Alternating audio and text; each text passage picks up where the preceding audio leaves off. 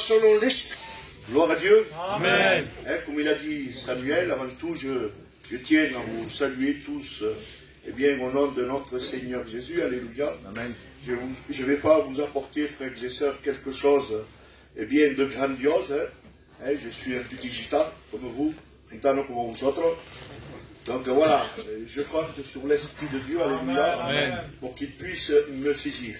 Mais comme il a dit Samuel, frères et sœurs, c'est bien les chants de cantiques, c'est bien les témoignages, mais la parole de Dieu, c'est celle qui prie. Amen. C'est comme quand vous allez à un restaurant, frères et sœurs, et que vous attendez ce plat de résistance, mais dans un restaurant, avant que vous attaquiez le plat de résistance, il y a les petites hors d'œuvre. Et comme je le dis souvent, c'est en mangeant que l'appétit, elle vient. Et les chants de cantiques, les témoignages, frères et sœurs, c'est quelque chose qui prépare nos cœurs. Alléluia. Alléluia, c'est quelque chose que Dieu prépare nos cœurs, alléluia, parce que le meilleur dans cette soirée va venir. Ça va être la parole de Dieu. C'est pas parce que c'est moi qui le dis, c'est parce que la parole de Dieu le dit. Amen. Et quand la parole de Dieu le dit, on doit se soumettre à la parole. C'est Jésus qui parle, c'est pas n'importe qui, c'est la deuxième personne de la divinité qui parle. Que l'homme ne vivra pas de paix seulement, mais de toute parole qui sort de la bouche de Dieu. Vous allez me dire, mais c'est moi qui prêche. Oui, c'est moi qui prêche. Mais un serviteur, c'est l'instrument entre les mains de Dieu. Amen. Le musicien, c'est Jésus, alléluia.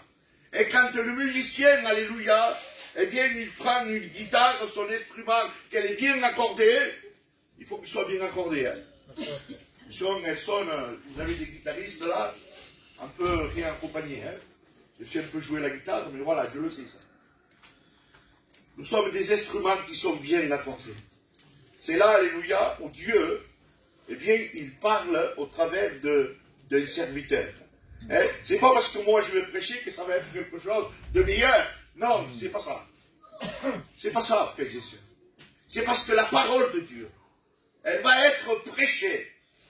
Et nous savons que lorsque la parole de Dieu est prêchée, elle ne revient jamais à elle sans avoir fait de l'effet dans les cœurs. Et je le sens dans mon cœur, alléluia. Dans cette soirée, que notre Seigneur, il va nous parler. Amen. Il va nous parler à chacun d'entre nous, que nous sommes ici présents. Vous savez, j'ai deux messages. J'ai deux messages, frères et sœurs. Je vois qu'il y a du monde. Je vois qu'il y a du monde. Merci pour tous ceux qui ont reçu Jésus dans sa vie comme sauveur et maître. Amen. Mais moi, mon but à moi, alléluia, c'est pas de vous apporter quelque chose de grandiose, mais moi, mon but à moi, c'est que vous sortiez de ce lieu avec Christ dans votre cœur. Amen. Qu'est-ce que ça veut dire, cela? Eh bien, ça veut dire que je vais vous évangéliser. Amen. J'aurais pu exhorter, mais je ne sais pas. Cela me pousse à pouvoir évangéliser. Alléluia. Moi, mon but à moi, c'est que vous receviez Jésus dans votre cœur, dans votre vie. Alléluia. Voilà. On va prendre un texte, frères et sœurs, dans la parole de Dieu. Et ça se trouve dans Marc chapitre 4, du verset 26. Et je lis, Il dit encore, il en est du royaume de Dieu, comme quand un homme jette la semence à terre. Qu'il dorme ou qu'il veille nuit et jour, la semence germe et croît, sans qu'il sache comment. Béni soit notre Seigneur Jésus. Vous savez, dans cette soirée, frères et sœurs, je glorifie notre Seigneur Jésus. Parce que dans une réunion semblable, à celle-ci, un jour je me trouvais assis comme vous êtes assis en ce moment. Et j'ai reçu, frères et sœurs, la parole de Dieu dans mon cœur. La parole de Dieu, frères et sœurs, a fait cet impact dans mon cœur. il y a eu un bouleversement dans mon cœur. Alléluia. J'ai commencé à pleurer, à me sentir pécheur et privé de la gloire de Dieu. Depuis ce jour-là, comme le cantique, il le dit, no hay otro como él. No hay. Il n'y en a pas comme lui. Il n'y a pas un autre comme lui. Mais pour le savoir, il faut que tu le reçoives. Amen. Pour le savoir qu'il n'y a pas un autre comme lui, frères et sœurs, il faut le recevoir. Bendito sea le Seigneur. Alléluia. Amen. Et comment cela a pu se faire que Dieu, il peut changer une personne? Comment cela peut se faire? Je ne sais pas. C'est encore aujourd'hui et je ne le sais pas. Vous savez comment j'appelle ça, moi? J'appelle ça le miracle. Le miracle de Dieu. Parce qu'il n'y a que Dieu qui peut changer une personne. Et dans cette soirée, ce que je te souhaite, c'est ça, alléluia. Que le Saint-Esprit, qu'il puisse te convaincre de péché, de justice et de jugement, afin que tu ne sois pas condamné par la justice de Dieu, mais de te ramener à la repentance. Amen. Que le Seigneur puisse faire cet effet dans les cœurs. Bendito sea le Seigneur, alléluia. Nous savons, frères et sœurs, que la semence, nous le savons, c'est la parole de Dieu. La terre, c'est le cœur de l'homme. C'est le cœur de la femme. Et combien je me réjouis, frères et sœurs, lorsque la parole de Dieu, eh bien, elle est prêchée. Lorsque je vois des pleurs de repentance, eh bien, cela réjouit mon cœur. Vous savez pourquoi cela réjouit mon cœur? Parce que là, je vois que la parole de Dieu, elle n'a pas changé. Ouais. La parole de Dieu ne vieillit pas. Il y en a qui cherchent d'autres évangiles modernes, je ne sais pas moi. Mais la parole de Dieu ne change pas. Amen. Elle est toujours pareille. Cela réjouit mon cœur quand je vois des pleurs de repentance. Pourquoi? Parce que là, je vois que la parole de Dieu, eh bien, elle est vivante. Elle est percutante. Amen. Elle produit des résultats, Amen. des transformations, des délivrances. Alléluia. Parce que la parole de Dieu est vraiment le marteau, pas qu'il casse, mais qu'il brise. Amen. Quand il casse, il répare. Brisé, il n'y a pas de réparation. Donc il faut s'arrêter quand Dieu parle. Il faut approfondir la parole. Briser. Il brise le roc. Il te met un cœur de chair pour que tu puisses reconnaître ton Créateur. Alléluia. Pour que tu puisses reconnaître, eh bien, ton Créateur. Alléluia. La repentance, frères et sœurs, c'est la clé de la délivrance. Amen. Amen. Je le dis, la repentance, c'est la clé de la délivrance. Mais entendre de ses oreilles est insuffisant. Il faut l'entendre avec un cœur ouvert, Amen. désireux de recevoir la vérité de l'Évangile. Alléluia. Avec un cœur ouvert et recevoir la vérité de l'Évangile. Amen. Je n'entends pas une mouche. Et je pose une question, parce que je n'entends pas une mouche. Merci Seigneur, parce que je vois que vous êtes attentifs et réceptifs. Amen. Amen. Mais ce n'est pas parce que je n'entends pas une mouche que votre corps peut être ici et que votre esprit, il peut être ailleurs. C'est vrai. ¿Me estáis comprendiendo? Amen. Parce que si votre esprit, il est ailleurs, eh bien vous allez sortir de ce lieu, comme vous êtes rentré. C'est vrai, verdad. Maintenant, si votre corps, votre esprit, il est ici, attentif et réceptif à la parole de Dieu, alors là, la parole de Dieu va faire cet impact dans votre cœur. Amen. Bendito sea el Señor. Seigneur, alléluia. Amen, alléluia. Dans cette soirée, alléluia, la parole de Dieu, elle va nous parler. Amen. Bendito sea tu nombre, alléluia. Parce que Dieu, il est bon. Parce que Dieu, il est merveilleux. Et c'est ce que Dieu veut dans cette soirée. Que vous le receviez comme sauveur et maître dans votre cœur. Bendito sea le Seigneur, alléluia. Dieu veut le salut des hommes. Quand je dis que Dieu veut le salut des hommes, il veut aussi le salut des femmes. Bendito sea le Seigneur. Dieu a fait ce qu'il fallait faire pour que l'homme, pour que la femme puisse avoir la vie éternelle. Il a accompli l'expiation sans laquelle il n'y avait pas de salut possible. C'est la raison pour laquelle que Dieu exige la repentance. Amen. Parce que c'est la condition au salut.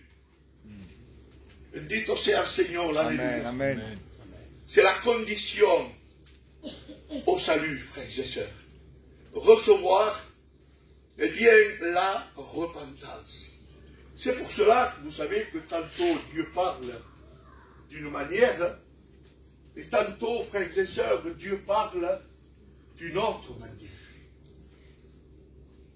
Dieu va dire comme cela. C'est pour cela que je vous dis, est-ce que votre corps et que votre esprit, il est là, attentif, réceptif. C'est pour ça que je dis ça. Vous allez comprendre. Dieu va dire comme cela, je me tiens à la porte et je tape. Si quelqu'un entend ma voix et ouvre la porte, j'entrerai chez lui, je souperai avec lui et lui avec moi. Amen. Amen. Amen.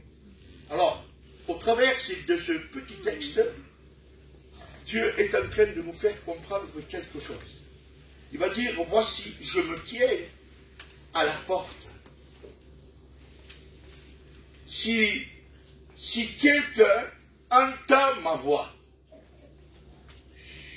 écoutez-moi, quelqu'un tape à la porte.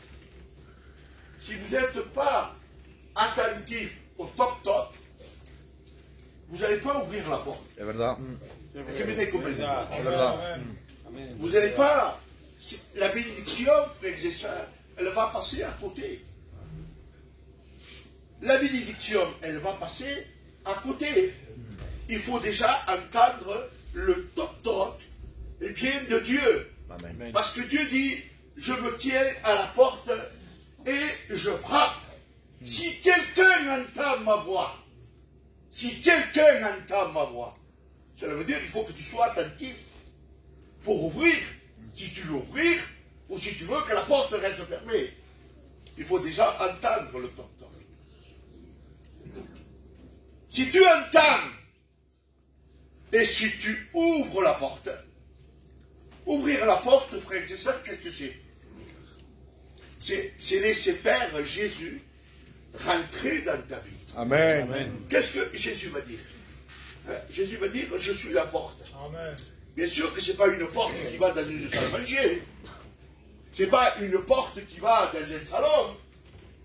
C'est la porte, frères et sœurs, qui vous fait rentrer à la vie éternelle. Amen. Là aussi, il y a la joie, la félicité, le bonheur pour toute l'éternité. C'est ça la porte. C'est lui de laisser passer. Pour aller au Père, il faut que vous passiez par moi. Amen. Mettez comprendiendo? Amen. Donc Jésus, c'est la solution à tout. Si quelqu'un entend ma voix et ouvre ma porte, Dieu, il tape. Il tape Dieu. Pourquoi Dieu, il frappe? Il aurait pu donner un coup de pied. Tu crois qu'une porte va résister à Dieu? Oui, mais Dieu ne veut pas un amour forcé. Dieu ne veut pas un amour forcé. Dieu veut un amour réel, que tu l'aimes de tout ton cœur, de toutes tes forces, de toute ta pensée. Mais le diable, lui ne tape pas. Lui, il rentre, c'est un destructeur. Il est sans gêne. En français, c'est dit il est sans gêne. Mais à l'espagnol, comment se dit? ¿Cómo se dice en español? Un sinvergüenza. Él abre la nevera, se hace su changui, se hace su bocadillo, le pega una patada y se va y le deja todo roto. Notre Seigneur, non. Amen. Lui, il t'aime. Est-ce que tu veux qu'il rentre dans ta vie? Amen. Est-ce que tu veux que Dieu fasse sa demeure dans ta vie? Dieu, il est poli. Il ne veut pas un amour forcé.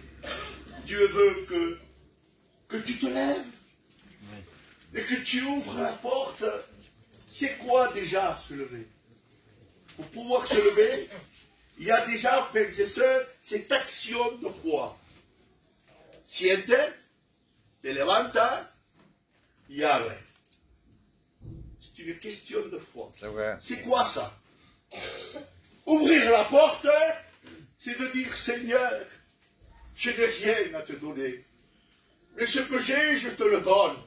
Je te donne mon cœur, je te donne ma vie. Impossible alors, quand Dieu entend cela, la joie qu'il y a, frères et sœurs, dans le ciel. Qui c'est qui éprouve cette joie dans le ciel? Dieu, le Sauveur, les anges de Dieu, qui prennent part au salut d'une âme qui est perdue. Amen. Bendito sea le Seigneur, Amen, alléluia. amen, C'est amen. ça, ouvrir la porte. C'est se sentir pécheur et privé de la gloire de Dieu. Là, il va dire, c'est pas fini encore. Vous savez, une petitesse de rien du tout. Regardez ce qu'il va dire. Je souperai avec lui et lui avec moi. Amen. Amen. Oh. Et c'est quoi ça? Qu'est-ce que ça veut dire ça? C'est un texte qui est simple. Mais quand il est bien cortiqué, Ouais. on voit de quoi le Seigneur il veut Ah oui. parler. Là, il parle d'un souper. Alors, c'est quoi le souper? Le souper, frères et sœurs, c'est un signe de réconciliation. Vous allez comprendre. Imaginez-vous, frères et sœurs, pour X raisons, votre frère dans la chair et votre frère, frères et sœurs, en Jésus-Christ. Pour une raison quelconque, où vous êtes fâchés, je ne sais pas moi, pour X une raison. Regardez, 1 an s'est passé, 2 ans s'est passé, il y a toujours cette rancœur. 3 ans s'est passé, c'est 4 ans, 5 ans. Un beau jour, vous le voyez aller à l'Intermarché ou d'une grande surface. Vous l'aimez, c'est votre frère, c'est votre soeur. Qu'est-ce que vous faites? Vous allez vous jeter à son cou et vous l'embrassez. Ce qu'il y a eu, il y a eu. S'il te plaît, on va partir d'un pas nouveau. Viens manger à la maison. S'il accepte ça, s'il accepte ça, ça veut dire que la réconciliation, elle se fait. Jésus, quand l'homme, frères et sœurs, était au jardin d'Éden, ils avaient péché contre Dieu. C'est vrai. Ils avaient péché contre Dieu. Entre l'homme et Dieu, il y a eu une distance. Il y a eu un grand mur. Ils étaient séparés de Dieu. Mais je glorifie Dieu. Parce qu'à la croix du calvaire, Jésus va dire à la croix, Père, pardonne-leur, Amen. car ils ne savent ce qu'ils font. C'est vrai. Tout est accompli. Alléluia. Bendito sea le Seigneur. Ça veut dire que le grand mur là, oh, il est tombé. Comment il nous a réconciliés? Je vais vous dire comment il nous a réconciliés, frères et sœurs, avec Dieu le Père. Je vais vous raconter une anecdote pour que vous puissiez comprendre comment Dieu il nous a réconciliés avec le Père. Il y avait une petite fille, frères et sœurs, et bien qu'elle était malade. Elle était malade, frères et sœurs, sur le point, eh bien, de mourir. Malade au point de mourir. Et ses parents étaient divorcés. Alors la petite fille va dire à son papa, Papa, pour l'amour que tu as pour moi, donne-moi ta main. Qu'est-ce qu'il a fait son papa? Il lui a donné la main à sa fille, qui était mourante. Il a fait pareil à sa mère. Maman, pour l'amour que tu as pour moi, donne-moi ta main. Sa maman lui a donné la main à la petite fille, qui était mourante. Et voici comme la petite fille a pris la main de son papa, a pris la main de sa maman, il les a unis et il les a réconciliés. Amen. Jésus à la croix, il était sur le point de mourir. Alléluia. Il a pris la main de son papa. Il a pris la main de nous, alléluia, pécheurs que nous étions. Il les a unis. Alléluia. Et voici comme Dieu, il nous a réconciliés. C'est la grâce, alléluia. Bendito sea el Señor, alléluia. Amen. C'est la grâce, alléluia. Aujourd'hui, il y a un cadeau pour celui ou celle, alléluia, qui voudrait donner son cœur à Dieu. La repentance, c'est quelque chose de merveilleux. Je ne vous parle pas dans la conversion, on n'est pas chrétien, on le devient. Amen. Mais la repentance, c'est quelque chose de grand, alléluia. Il y a une différence, frères et sœurs, entre le remords et la repentance. Le remords, c'est une souffrance qui est causée par une faute. Et cette faute, elle nous ronge. Un regret qui nous rend malheureux, qui nous rend tristes. Et celui qui est rongé par ce mal est malade dans lui-même. C'est vrai. Tandis que la repentance est à la fois le regret de la faute, mais la résolution de ne plus faire cette faute. Cela veut dire l'abandon du péché pour lequel on demande pardon à Dieu et l'engagement de vivre une victoire, frères et sœurs, sur le péché. Bendito sea el Señor, alléluia. Dieu est bon, frères et sœurs. Amen. Dieu est merveilleux. Je vais vous expliquer qu'est-ce que c'est que la repentance. Je vais vous expliquer qu'est-ce que c'est que la repentance. C'est recevoir Jésus dans son cœur. Bien. Mais délaisser. Recevoir Jésus, mais délaisser ce que le monde nous offre. Et soit la repentance. Si vous dites que vous avez reçu Jésus dans votre vie,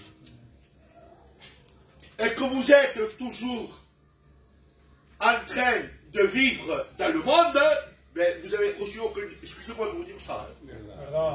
Vous n'avez pas reçu de repentance. C'est vrai. Je vous demande pardon. Ils sont comme les vierges folles. Voilà, ils allaient à l'église, ils avaient son foulard, ils avaient sa Bible, mais voilà, ils voulaient servir 2 mètres à la fois, et ça c'est impossible. Amen. Amen. Donc ils n'ont reçu aucune repentance. Qu'est-ce que c'est que la repentance? Vous savez, Zachée a vraiment reçu Jésus dans sa vie. Amen. Vous savez que chaque fois que Jésus allait dans une ville ou dans un village, frères et sœurs, il se passait quelque chose. Cela veut dire que les aveugles voyaient, les paralytiques marchaient, les malades étaient guéris, les morts ressuscitaient. Il vidait les synagogues par des actes.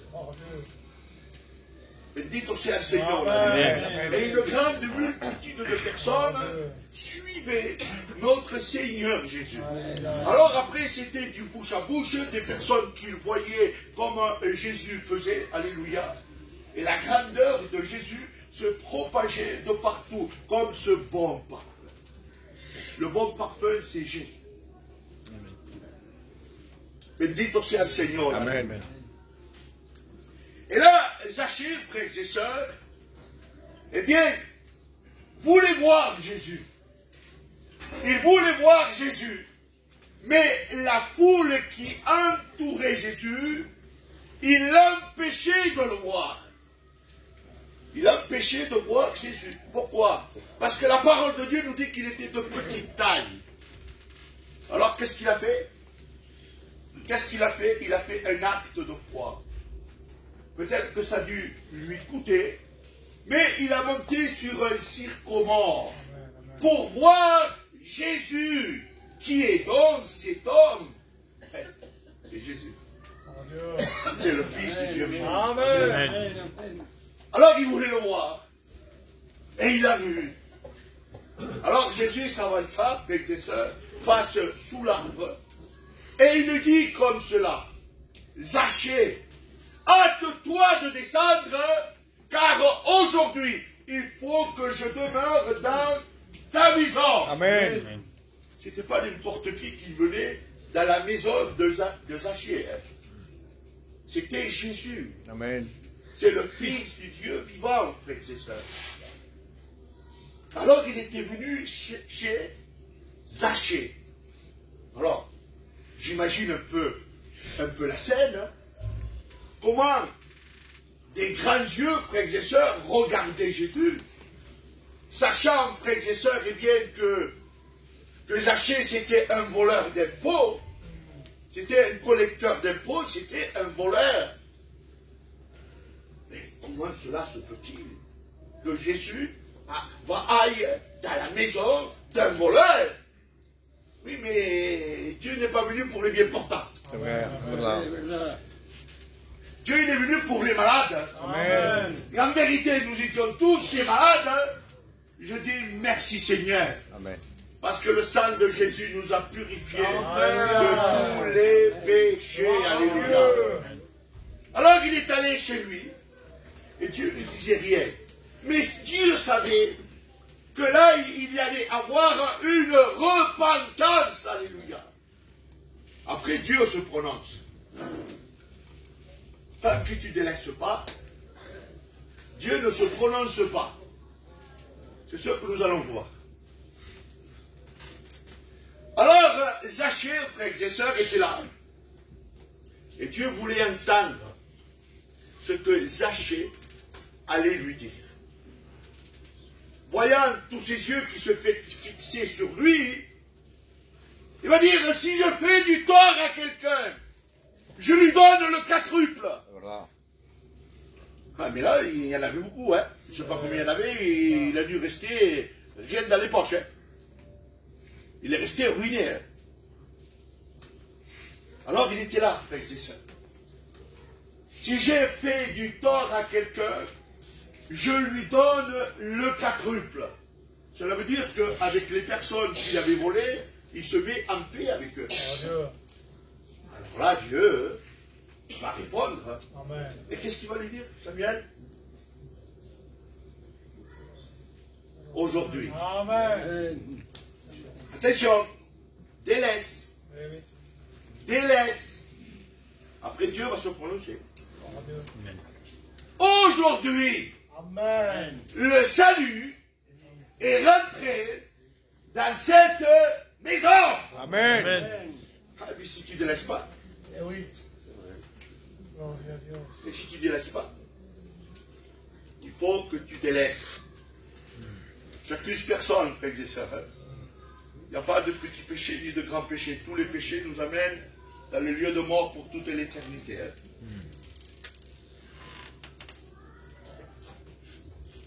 Je vais vous dire encore un passage, je vais me servir de la parole de Dieu, pour dire qu'est-ce que c'est. Il n'y a pas de petits péchés ni de grands péchés. Vous savez, je vous demande 1000 fois pardon pour que ça me fritano, pour la parole, et je ne veux pas rentrer dans les détails, hein, mais pour la parole que je vais sortir, hein, je vous demande 1000 fois pardon. Vous connaissez cette femme qui avait été prise en flagrant délit d'adultère. Je m'arrête là, je ne rentre pas dans les détails. Vous savez même ce que ça peut faire. Cette femme, frères et sœurs, était prise en flagrant délit d'adultère.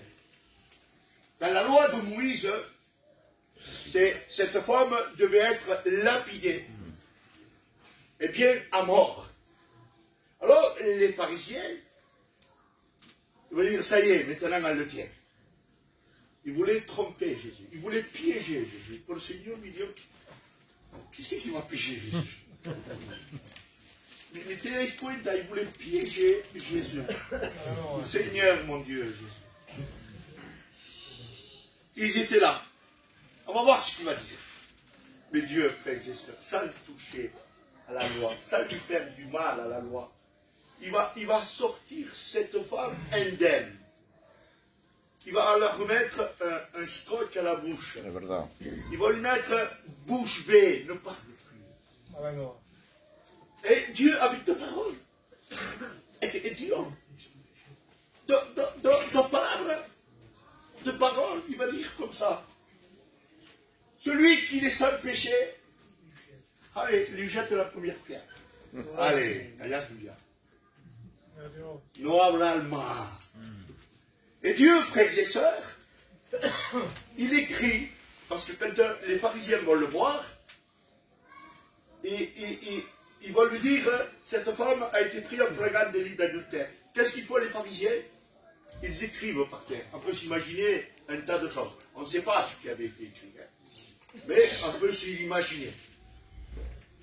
Il écrivait, mais tout ce que je sais, c'est que ces écrits étaient destinés aux pharisiens et aux scribes. Pourquoi je dis ça? Parce que imaginez-vous, il y a 2000 ans de cela, qui c'est qui allait à l'école? Qui c'est qui savait lire et qui c'est qui savait écrire? Seuls les pharisiens, seuls les scribes savaient lire et écrire. Qu'est-ce que Dieu a mis là? On peut, Seigneur mon Dieu, on peut s'imaginer un tas de choses. On peut faire une scène avec ça. Alors Jésus va lui dire que celui qui est sans péché lui jette la première pierre. Tous, frères et sœurs, avaient été restés paralysés. Toutes les pierres tombaient par terre. Parce que tous étaient des pécheurs et privés de la gloire de Dieu.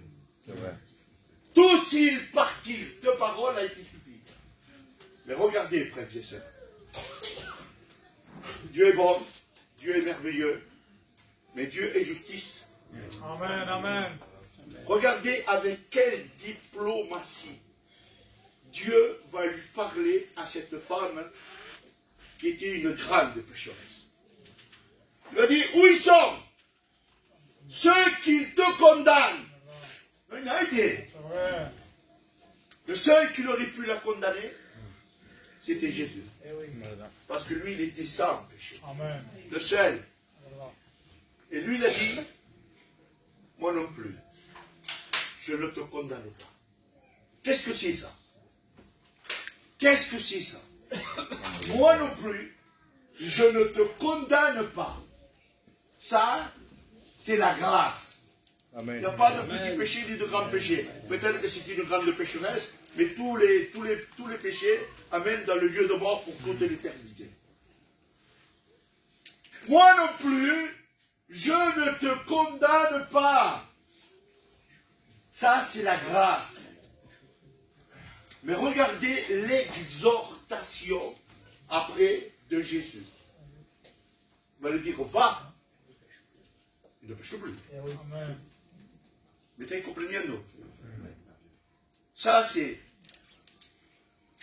Elle était pécheur.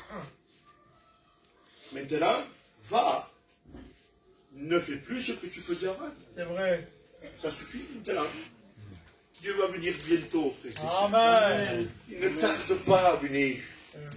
Est-ce que moi, j'ai le droit, dans cette soirée, de vous dire, préparez-vous? Non.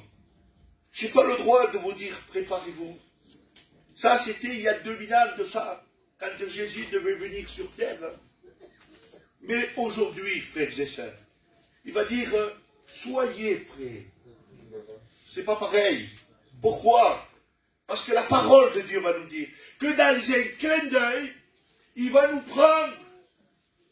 Ça ne vous laissera pas le temps de préparer vos valises. Voilà. Rendez-vous compte, tantôt Dieu parle d'une manière et tantôt il parle d'une autre manière. Il se sert de l'œil. Un clin d'œil. dans notre moment. Mais si vous êtes prêts, vous allez partir à la rencontre de Dieu. Amen. Amen.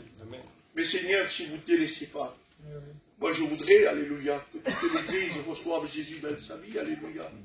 Et que tous en puissent aller, eh bien, dans la félicité, dans la joie, dans le bonheur avec notre Seigneur Jésus. Amen. C'est ça l'exhortation, c'est ça délaisser, frères et sœurs. C'est de faire rentrer Jésus dans notre vie et délaisser le péché.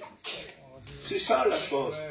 Je crois que dans cette soirée, frères et sœurs, le message a été porté, frères et sœurs. Je crois que j'ai été simple. Amen. Mais, frères et sœurs, la parole de Dieu, il nous a parlé au travers de ce message. Amen. Comment recevoir Jésus dans sa vie. Bendito sea le Seigneur. Ne vous inquiétez pas. Recevez Jésus dans votre vie.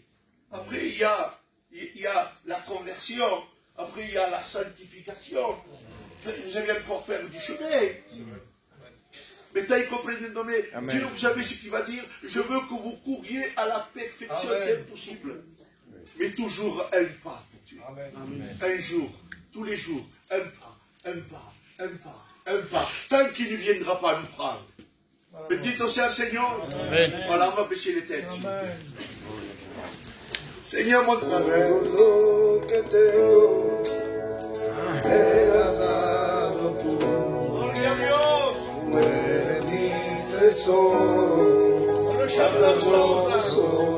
Il est là le Seigneur, alléluia.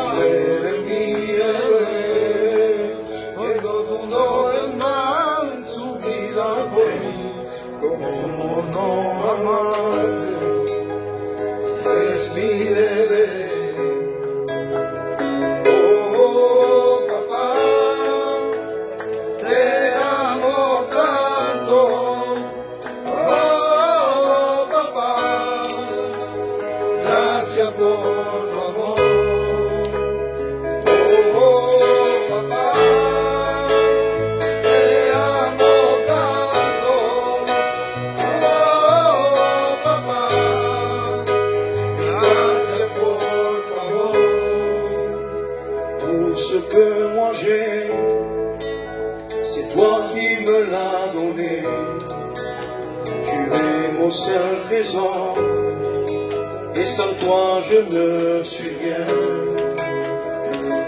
Oh, papa, je t'aime tellement. Oh, papa, merci pour ton amour. Oh, papa, te amo tanto.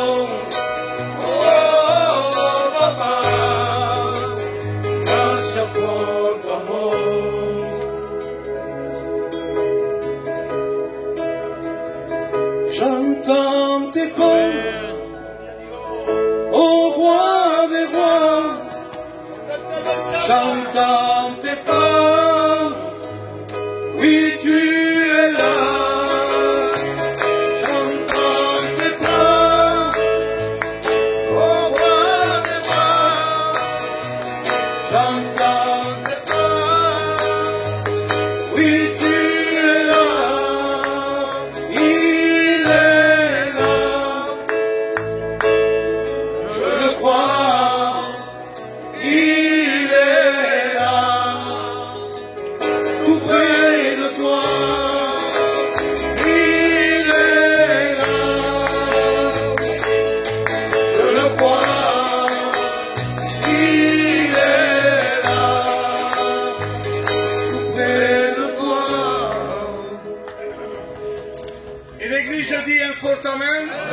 Celui qui a été béni de Dieu, il dit un fort amen. Amen. Parce que la Bible est formelle et c'est la vérité. La Bible dit que sa parole ne vient jamais, jamais à lui sans avoir fait de son effet. Amen. Ah, peut-être t'as pas ressenti du chaleur. Je te le dis de la part de Dieu, que le marteau de Dieu t'a parlé ce soir. Amen. Et il veut briser ton péché. Amen. De nous-mêmes, on ne peut pas. Hein? Quand tu es lié par le péché, alors là, c'est grave. Il n'y a pas de moyens. Mais ce soir, le serviteur t'a dit comment tu peux t'en sortir. C'est d'accepter Jésus dans ton cœur. Est-ce que vous dites Amen? Amen. Remercie